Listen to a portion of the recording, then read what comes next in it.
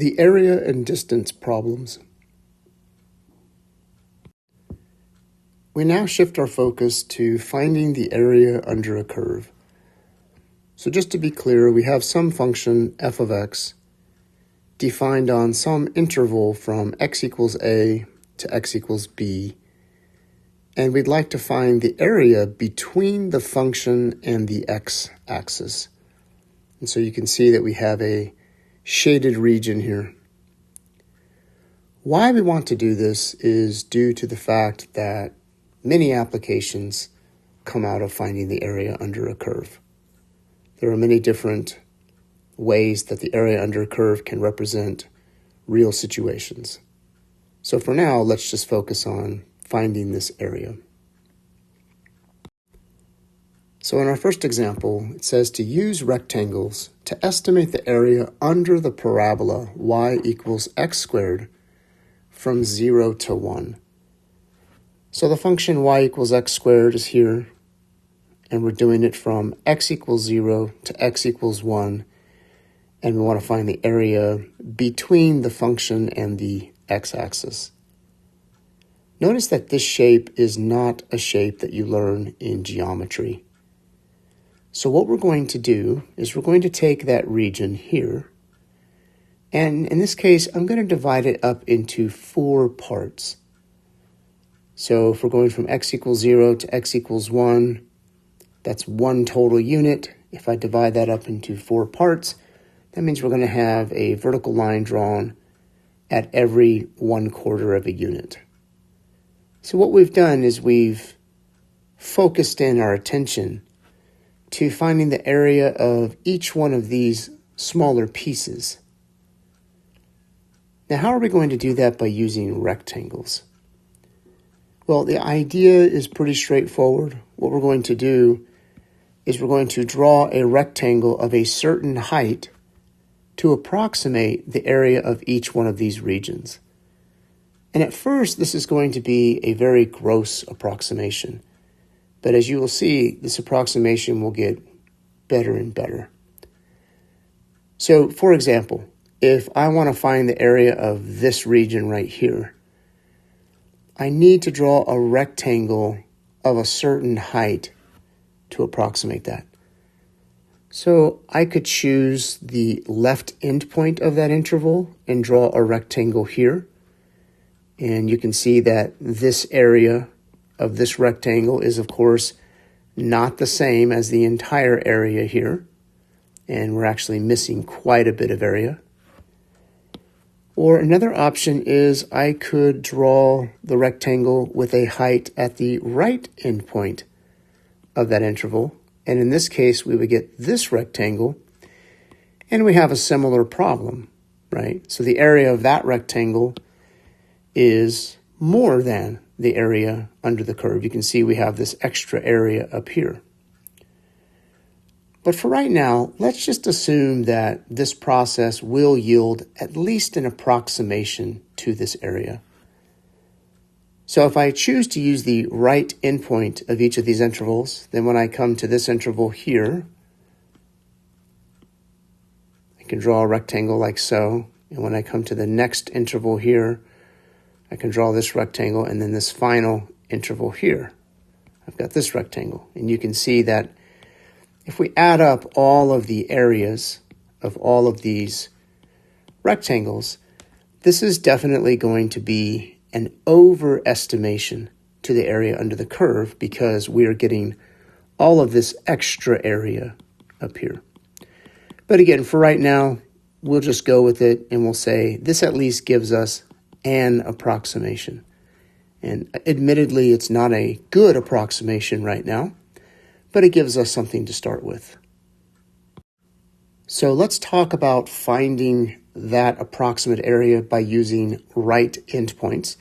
This is a little better picture than the one that I was drawing by hand. And what I'm going to do is simply add up the area of these 4 rectangles to see what we have there. Now remember, the area of a rectangle is pretty simple. The area is just equal to base times height, or length times width, but in this case, base times height makes a little bit more sense. the base of the rectangle is the length across the bottom here, and then the height is just that. It's how tall the rectangle is. So one thing you should notice about all of these rectangles is that they all have the same base. And that's because we took the distance from 0 to 1 and we divided it up into 4 equal parts. And so the base is what we're going to call delta x. And delta x is simply b minus a divided by n. So remember, b is the right endpoint of the interval, a is the left endpoint of the interval, and in this case, n is equal to 4 because we chose to divide this up into 4 equal parts. So for us, the base is going to be 1 minus 0 divided by 4, which of course is 1/4. And I suspect you can see this. It's rather intuitively obvious that the length of each of these bases is equal to 1/4, but this gives you a way to calculate it. Now, how about the height? The height of each of these 4 rectangles is different. You can see that the last rectangle is the tallest one, and the first rectangle is the shortest one. So how do we get that height? Well, the question is, where does it touch the curve? So this first rectangle, you can see, touches the curve on the right endpoint, okay? So to get the height, what we need there is the function value of 1/4. So for the height of the first rectangle is going to be f of 1/4. The height of the second rectangle, we're going to plug the right endpoint of the second rectangle into the function. So that will be f of 1/2. And then for the third rectangle, same idea. We're going to do f of 3/4. And for the last rectangle, we're going to do f of 1. So just for clarity, each of the rectangles has a left endpoint and a right endpoint. And this is called finding the area using the right endpoints. So for each of the 4 rectangles, the right endpoints are these 4 numbers. And that is why we plugged in those numbers into the function to get the height. Now, what we're going to do is approximate the area under the curve by adding up the areas of these 4 rectangles. So the area of the first rectangle, we're going to take the height, which is f of 1/4, and we're going to multiply that by the base, which is delta x, or in this case, it's 1/4, plus the area of the next rectangle is f of 1/2 times the base, which is again 1/4. Remember, the base is the same. Next rectangle, height is f of 3/4, and then again times 1/4, and finally f of 1 times 1/4. And now we just have to do the computations. So to get the actual height of the rectangle, you have to plug these numbers into the function. So let's remember our function f of x, in this case, was the function x squared. So f of 1/4 is literally 1/4 squared, and then times 1/4, plus f of 1/2 is 1/2 squared, and also times 1/4. F of 3/4 is 3/4 squared, and so on. F of 1 is 1 squared. And now we just need to do the arithmetic here. So 1/4 squared is 1/16, times 1/4 is 1/64. 1/2 squared is 1/4, times 1/4 is 1/16. 3/4 squared is 9/16, times 1/4 is going to be 9/64. And finally, 1 squared is 1, times 1/4 is 1/4. And we can add all these up by getting a common denominator of 64. So I need to multiply here and here. Oops. And if we add up all these numbers, we have 1 64th plus 4 64ths plus 9 64ths plus 16 64ths. So we're going to add up all of those numerators. And when you do that, you get 30 over 64. Okay? And then, of course, we can reduce this to 15 over 32.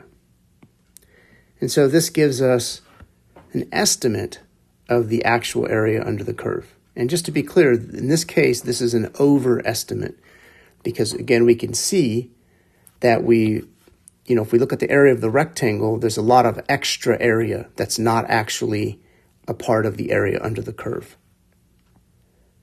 So then let's ask ourselves, how would we find an underestimate?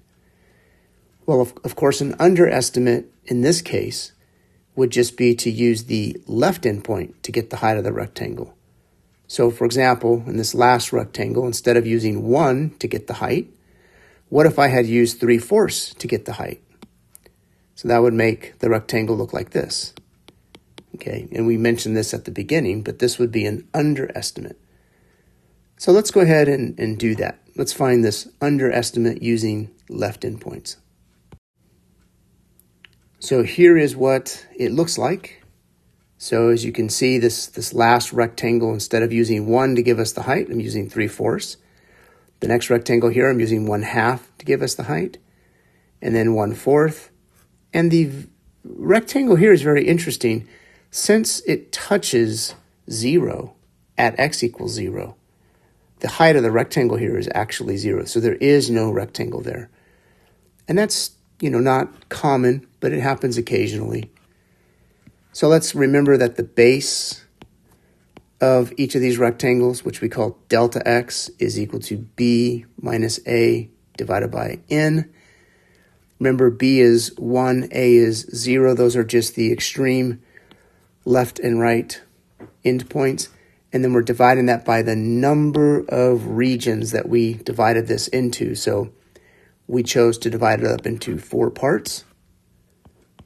So the base, or this delta x, is again 1/4. So that didn't change.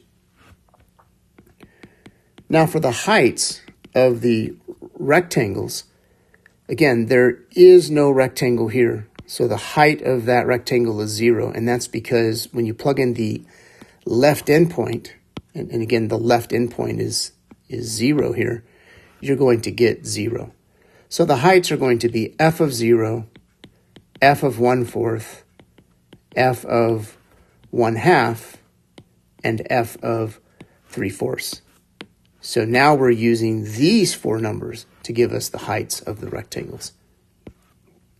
Now let's go ahead and plug these into our function. So f of 0 is 0.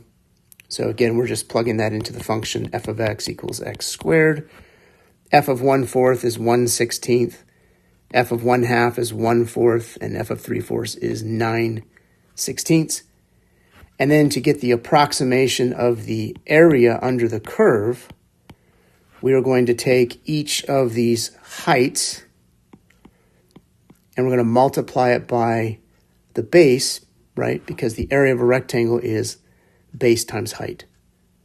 So I have the height of the first rectangle multiplied by the base plus the height of the second rectangle multiplied by the base plus the height of the third rectangle multiplied by the base plus the height of the fourth rectangle multiplied by the base. So I'm using slightly different notation than what I showed last time.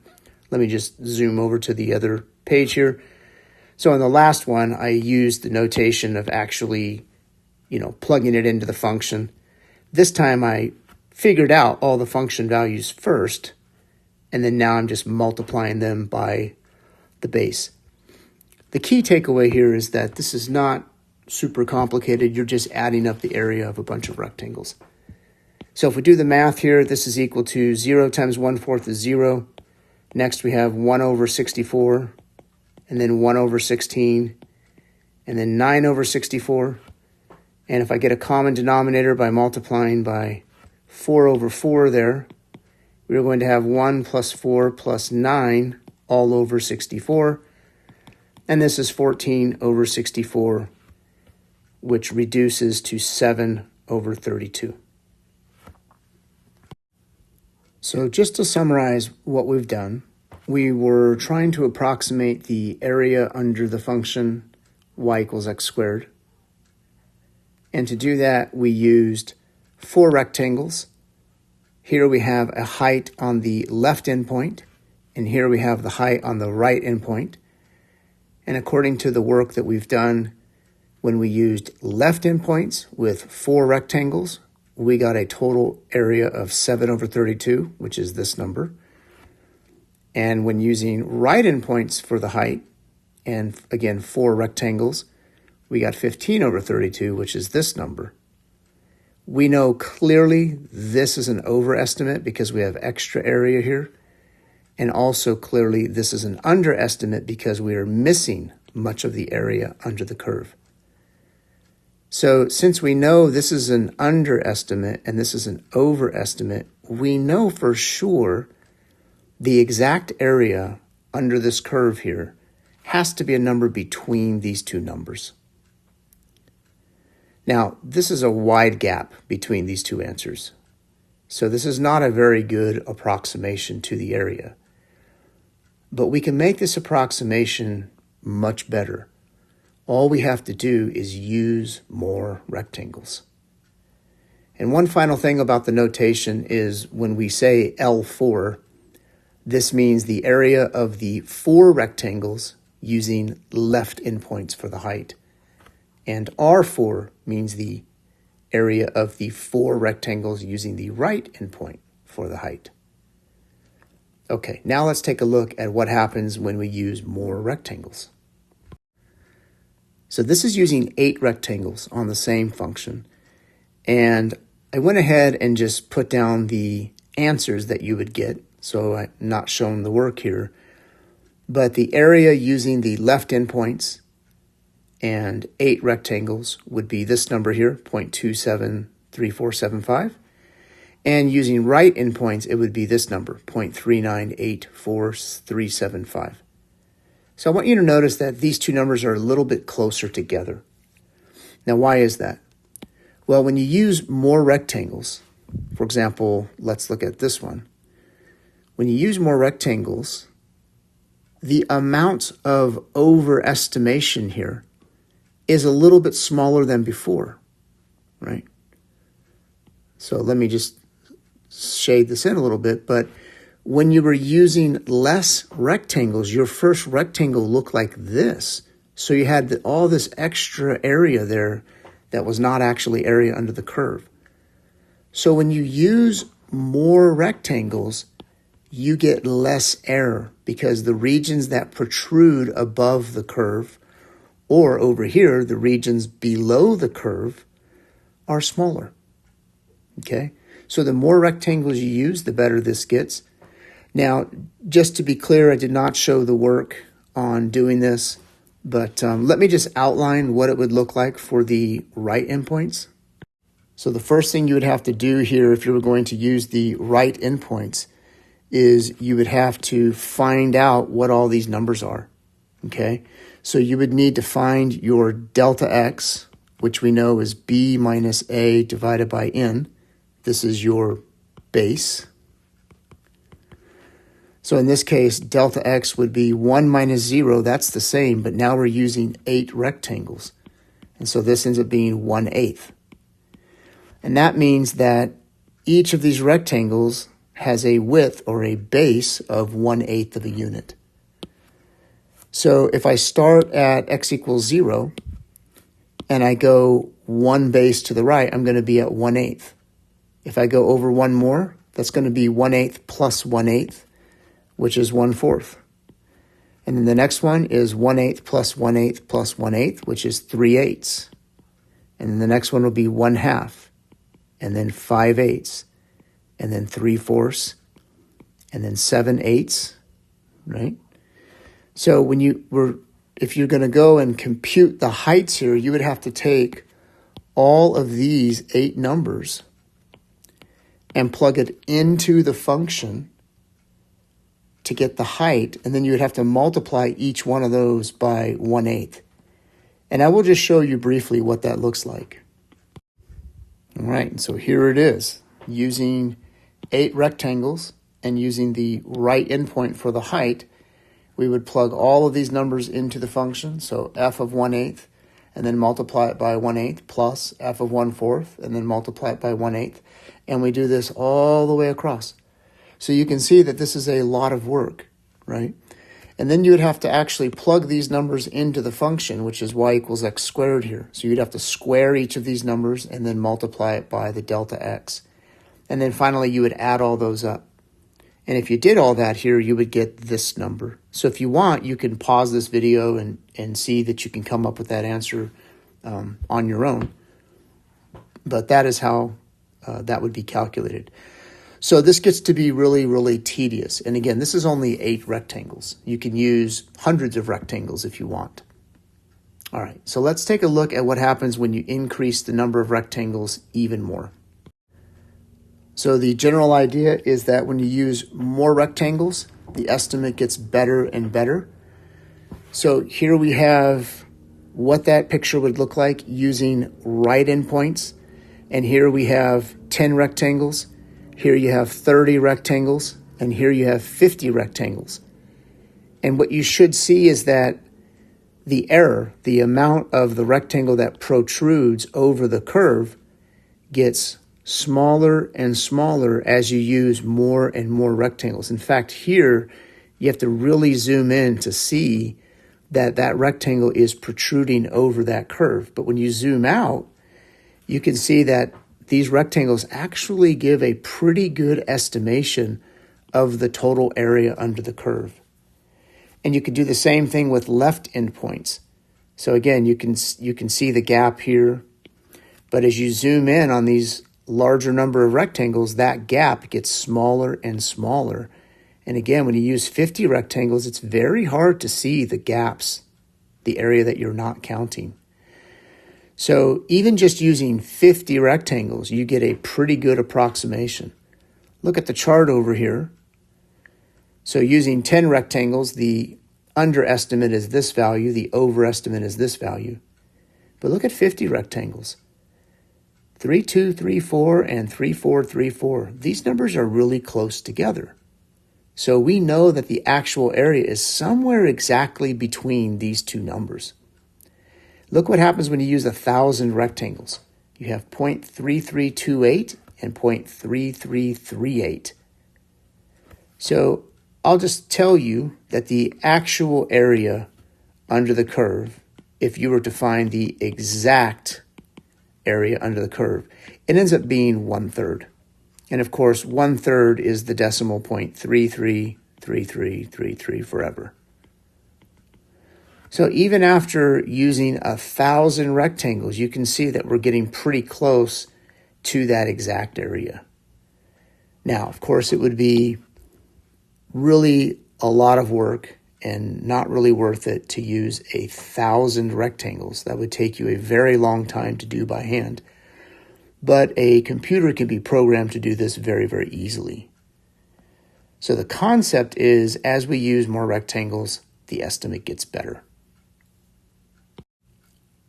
Now let's focus on a slightly different problem. Suppose the odometer on our car is broken and we want to estimate the distance driven over a 30-second time interval. We take speedometer readings every 5 seconds and record them in the following table. So when you start at 0 seconds, you are traveling 17 miles per hour. 5 seconds later, you are traveling 21 miles per hour. 5 more seconds go by, you're traveling 24 miles per hour. Okay, so we repeat this process over and over again, and you have the speeds listed below. Now, to make sure that our units agree, so notice that the time is measured in seconds and the velocity is measured in miles per hour, what we're going to do is convert all of these miles per hour speeds into feet per second. Okay? And so we know that 1 mile per hour is equal to 5,280 feet for every 3,600 seconds. So to convert 17 miles per hour into feet per second, we just have to multiply by this number. So I'll show that real quick. If you take 17 and you multiply it by 5,280 over 3,600, you will find that that is approximately 25, and that's where that number comes from. Okay, so now that we have our speeds and our times in units that agree, so notice we have seconds here and feet per second, how are we going to estimate the distance traveled? So let's remind ourselves that if you want to find the distance, what you do is you take your rate and you multiply it by time, right? And so if, for example, you are traveling 50 miles per hour and you travel for a total of 3 hours, we know that you are going to travel 150 miles. So rate times time is equal to distance. So then the question is, how are you going to measure the distance traveled for these 30 seconds? And what you're going to do is you're going to break it down into little problems. So we're just going to find out what is the distance traveled for the first 5 seconds, right? So what is the distance traveled for the first 5 seconds? Well, we know that the distance is equal to the rate times the time. Well, the time is easy. It's 5 seconds, right? Because we're just looking at that 5-second interval from here to here. But how fast are you traveling? Well, your speed is changing. You're going 25 miles per hour at the beginning of those 5 seconds, and you're going 31 miles per hour at the end of those 5 seconds. So what could you use to approximate this? Well, you can use either one of these values, or you could even use some number in between these two values. But just for the sake of simplicity in this problem, let's use the first number. So we know that we're traveling 25 feet per second, and then 5 seconds go by. So the distance traveled is 25 feet per second times 5 seconds, which is 125 feet.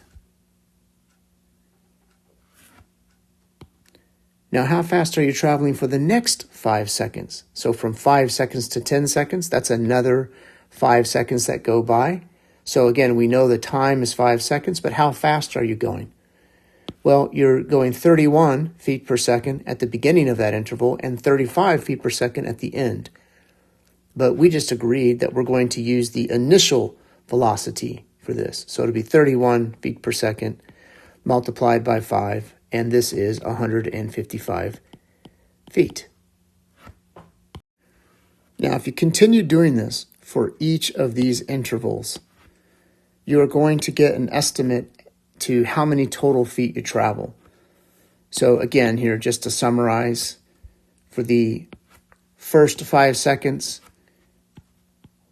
we are going 25 feet per second. For the next 5 seconds, we are going 31 feet per second. For the next 5 seconds, we're going 35. For the next 5 seconds, we're going 43, and you can see that pattern continuing.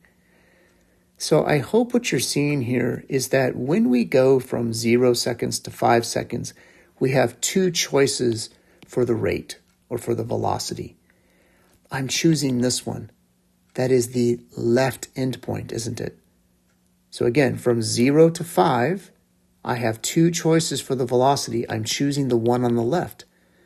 So basically what I'm doing is very similar to finding the area under a curve. I'm just using the left endpoint. Now, you could also use the right endpoint.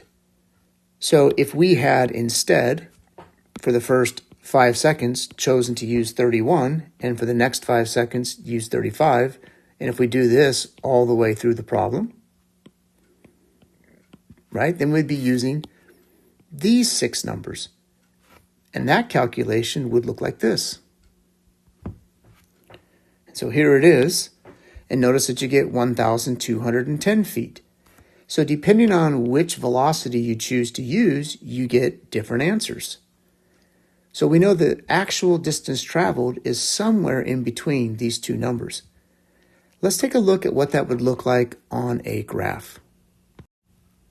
So again, just for reference here, we have the time here and the velocities here. Now, if I plot that on a coordinate axis, so down here at the bottom, I have time in increments of 5 seconds. So here is 5 seconds, 15 seconds, 25 seconds, etc.